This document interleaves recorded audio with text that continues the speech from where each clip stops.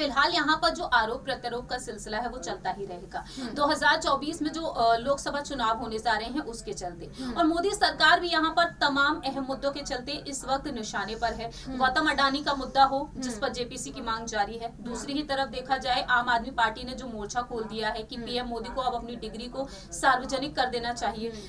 वहीं देखा जाए जो हाल ही में जम्मू कश्मीर से पूर्व राज्यपाल सत्यपाल मलिक ने जो खुलासे किए उसके चलते भी, और अब देखा जाए यहाँ पर मोदी सरकार के साथ साथ योगी सरकार भी घिर चुकी है अतीक अहमद जो हत्याकांड हुआ है उसके चलते।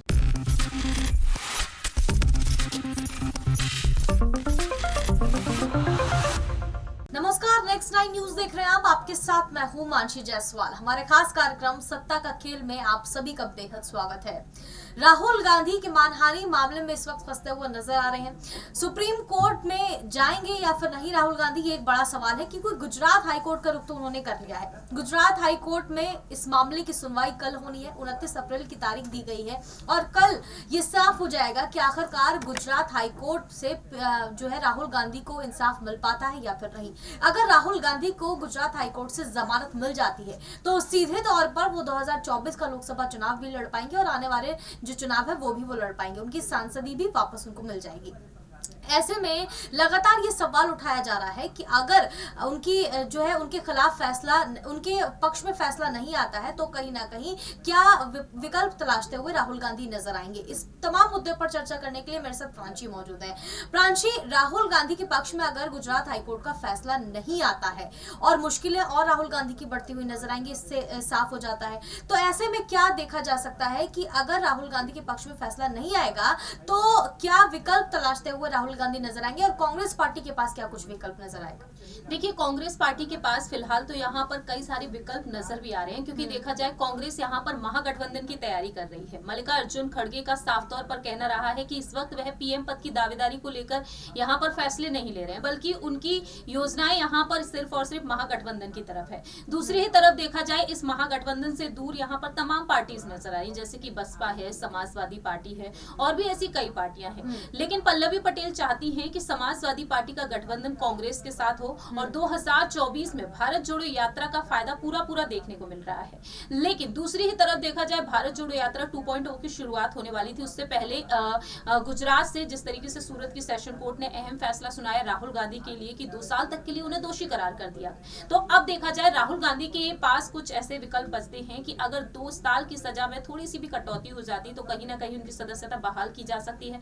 जब सदस्यता बहाल की जाएगी तो राहुल गांधी के पास तमाम विकल्प बचते हैं। कहीं ना कहीं पीएम पद की दावेदारी के लिए वाकई में उन्हें आगे किया जा सकता है। और दूसरी ही तरफ अगर यहाँ पर सदस्यता बहाल नहीं होती है तो राहुल गांधी की दिक्कतें और भी बढ़ जाएंगी क्योंकि गुजरात हाईकोर्ट तक ये मामला है, लेकिन कहीं ना कहीं सुप्रीम कोर्ट तक भी पहुंच सकता है आने वाले वक्त में, क्योंकि कांग्रेस के पास इस वक्त तमाम विकल्प हैं। कांग्रेस ने यहाँ पर राष्ट्रपति से भी समय मांगा है, हालांकि उन्हें अभी तक यहाँ पर कोई समय दिया नहीं गया है। तो ऐसे में देखा जाए राहुल गांधी के पास सिर्फ और सिर्फ कर्नाटक के विधानसभा चुनाव के लिए एक तरीके से देखा जाए स्टार प्रचारक के तौर पर वह नजर आ रहे हैं। इसके बाद भारत जोड़ो यात्रा 2.0 की शुरुआत हो भी सकती है क्योंकि दावे यही किए गए हैं और बाकी के जो अन्य राज्य बचते हैं जिनमें इसी साल विधानसभा चुनाव होने वाले हैं, तो कहीं ना कहीं राहुल गांधी उन चुनाव के लिए कुछ अलग भूमिका निभाते हुए नजर आ सकते हैं। लेकिन कर्नाटक में जिस तरीके का दावा इस वक्त किया जा रहा है कांग्रेस पार्टी की तरफ से, कहा जा रहा है कि पूर्ण बहुमत के साथ इस बार कांग्रेस की सरकार आने वाली है। वहीं भारतीय जनता पार्टी में भी पूरी जोर शोर के साथ वहां रैलियां कर रही है, जनसभाएं कर रहे हैं।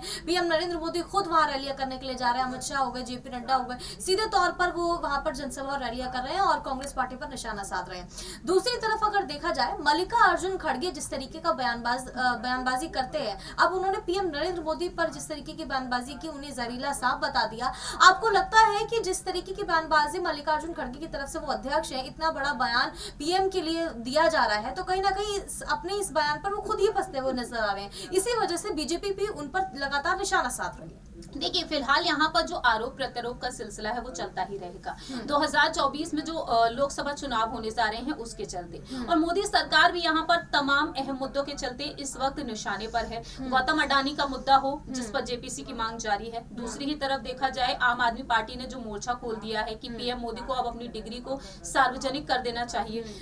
वहीं देखा जाए जो हाल ही में जम्मू कश्मीर से पूर्व राज्यपाल सत्यपाल मलिक ने जो खुलासे किए उसके चलते भी, और अब देखा जाए यहाँ पर मोदी सरकार के साथ साथ योगी सरकार भी घिर चुकी है, अतीक अहमद जो हत्याकांड हुआ है उसके चलते। तो तमाम ऐसे यहाँ पर मुद्दे सामने आ चुके हैं जिसके चलते पीएम मोदी इस वक्त विपक्ष के निशाने पर है। तो आरोप प्रत्यारोप का सिलसिला तो जारी रहेगा, लेकिन इस बीच यहाँ पर ये सवाल अहम बनते हैं कि विधानसभा चुनाव में तो कैसे भी करके बीजेपी जीत हासिल कर लेगी, लेकिन साल 2024 आते आते और भी ऐसे कई मुद्दे उठ सकते हैं जिससे कि कहीं ना कहीं इफेक्ट पड़ सकता है लोकसभा चुनाव पर, जिससे कि कहीं ना कहीं बीजेपी जो आज यहाँ पर डंकी की चोट पर जो दावे कर रही है कि 2024 में भी उनकी जीत होगी, पीएम पद की दावेदारी के लिए एक बार फिर से नरेंद्र मोदी जी को ही आगे किया गया है। लेकिन सवाल यहाँ पर यह बनता है कि आखिरकार विपक्ष की तरफ से किसे आगे किया जाएगा। ओपी राजभर कहते हैं कि नीतीश कुमार जो योजना बना रहे हैं वो योजनाओं में वह सफल होते हुए नजर नहीं आएंगे जब तक कांग्रेस से यहाँ पर सोनिया गांधी और बहुजन समाज पार्टी से मायावती यहाँ पर मिलकर योजनाएं नहीं बनाएंगे, क्योंकि उनका कहना ये है कि या तो सपा बसपा का गठबंधन हो जाए या फिर बसपा का गठबंधन कांग्रेस से हो जाए, जिससे कि कहीं ना कहीं यहाँ पर मायावती को पीएम पद की दावेदारी के लिए आगे किया जा सकता है। नीतीश कुमार भी आगे हैं, तो ऐसे तमाम वरिष्ठ नेता हैं जिनके नाम लगातार पीएम पद की दावेदारी के लिए आगे आ रहे हैं। अरविंद केजरीवाल देखा जाए तो यहाँ पर महागठबंधन से अलग चलते हुए दिखाई दे रहे हैं, तो अरविंद केजरीवाल का नाम भी इस लिस्ट में है। तो अभी देखा जाए यहाँ पर राहुल गांधी के लिए खुद में ही एक देखा जाए महागठबंधन में ही उनके लिए एक बड़ी चुनौती यहाँ पर दिखाई देगी, जिसके बाद हम देखेंगे कि आखिरकार यहाँ पर राहुल गांधी किसे आगे करना चाहेंगे। अगर राहुल गांधी पर अगर दोबारा से बात की जाए कि हाईकोर्ट में ये मामला चलना है, सुनवाई होनी है, लेकिन आपको लगता है जिस तरीके से कांग्रेस पार्टी ने सूरत कोर्ट में पर ये आरोप लगाया था कि जज बदले जा रहे थे जब राहुल गांधी के खिलाफ फैसला आया, कांग्रेस की पार्टी की तरफ से ये कहा गया कि सूरत कोर्ट के जज बदले गए इसलिए राहुल गांधी के खिलाफ ये फैसला आया है। अब गुजरात हाई कोर्ट में की जस्टिस गीता गोपी ने जिस तरीके से अपने इस मामले से दूरी बना ली, उन्होंने कहा कि मैं इस केस की सुनवाई नहीं करूंगी और दूसरे जज जो है वो इस केस की सुनवाई करेंगे। तो आपको लगता है कि इस केस से खुद को अलग कर लिया गया जस्टिस गीता गोपी की तरफ से, उसकी वजह आपको क्या नजर आ रही है? देखिए, फिलहाल देखा जाए तो कहीं ना कहीं उनकी छवि पर कुछ असर पड़ रहा है, इसी वजह से वह खुद को साइडलाइन रखती हुई नजर आई हैं। और इसी बीच यहाँ पर यह भी देखने को मिला कि वरिष्ठ वकील जो है अभिषेक मनु सिंघवी, वह भी यही बातें कहते हुए नजर आए कि महज कुछ समय पहले ही यहाँ पर देखा जाए कई बड़े बदलाव देखने को मिले और कुछ ही समय बाद यहाँ पर उन्हें जमानत भी दे दी गई। आखिरकार इस पर फैसला इतनी जल्दी ले कैसे लिया गया? तो अभिषेक मनु सिंघवी ने तमाम सवाल उठाए हैं। उनका कहना साफ तौर पर यही रहा है कि हम सुप्रीम कोर्ट की तरफ भी रुख करेंगे। कपिल सिब्बल भी उनके साथ खड़े हुए हैं और इस मामले में याचिका दायर करने में देरी इस वजह से लग गई क्योंकि यहाँ पर सूरत की सेशन कोर्ट ने जो अहम फैसले सुनाए और देखा जाए तो गुजराती भाषा में जिस तरीके से यहाँ पर तमाम बातें सामने आई तो उनमें बदलाव भी किए गए, जिसके चलते यहाँ पर याचिका में देरी हो गई। तो अब फिलहाल देखा जाए यहाँ पर जजेस में अगर वकीलों में कई बड़े बदलाव किए जा रहे हैं तो जाहिर सी बात है यहाँ पर राहुल गांधी जो अपनी टीम पर नाराजगी जाहिर करते हुए भी नजर आए हैं। अब देखते हैं कि आखिरकार यहाँ पर आने वाले वक्त में गुजरात हाई कोर्ट से जजेस क्या कुछ अहम फैसला सुनाते हैं और कहीं ऐसा ना हो कि वहां पर भी यही आरोप लगाए जाए कि फिर से यहाँ पर कुछ बड़े बदलाव किए गए हैं। गुजरात हाई कोर्ट इस पर क्या कुछ अहम फैसला सुनाती है ये 28 अप्रैल को ही पता चलेगा। बिल्कुल, कहीं ना कहीं 29 अप्रैल को ही पता चल पाएगा कि आखिरकार क्या कुछ अपडेट इस पूरे मामले पर सामने आता है। राहुल गांधी की तरफ से क्या कुछ दलीलें रखी जाएंगी और जो वकील हैं उनकी तरफ से क्या कुछ दलीलें इस वक्त रखी जाएंगी। तो तमाम जो मसला है वो इस वक्त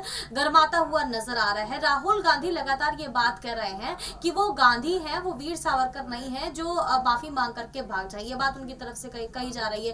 तो सीधे तौर पर राहुल गांधी इस पूरे मामले पर फंसते हुए तो नजर आ रहे हैं, लेकिन वहीं दूसरी तरफ एक इमोशनल कार्ड खेलने की कोशिश भी राहुल गांधी की तरफ से की जा रही है।